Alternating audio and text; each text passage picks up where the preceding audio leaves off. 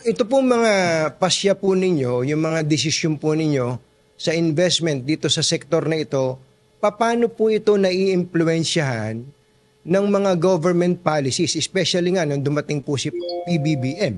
Critical nga yung government policy. Kaya kami nag-decide mag-invest ng malaki kasi nakikita namin na yung policy na nilalagay nila makakabuti sa investment environment. Kaya kami nag-invest dahil si BBM talagang inaano niya yung policy na tamang policy para magandang environment for investment. Pero alam nyo, medyo na-po ako doon, na-curious po ako doon. Sabi nyo, dati-rate, walang policy, para bang padaskul-daskul lang. Ngayon, meron na kayong sinusundan, ano, para hindi lang para sa negosyo, kundi para sa mga mamamayang Pilipino. Ano po? Kaya ngayon medyo nagkakaroon na ng roadmap. Problema, ang gobyerno, hindi naman kasing bilis ng private sector kumilos.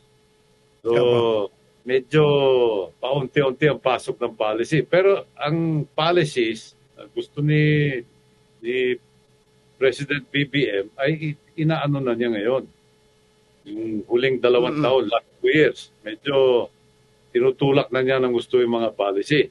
Yung DOE medyo maingat, medyo hindi naman pinakamabilis na kumilos, pero kumikilos na ngayon. Iba talaga pagka pinupukpok ng presidente, ano, ang DOE, Sir Ricky? Kailangan lagi ng pukpukin para implement ang mga policy.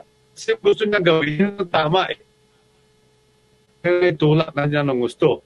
Kaya, pero, gaya recently, yung auction ng pump storage, dinabas na yung circular. Kaya okay yun.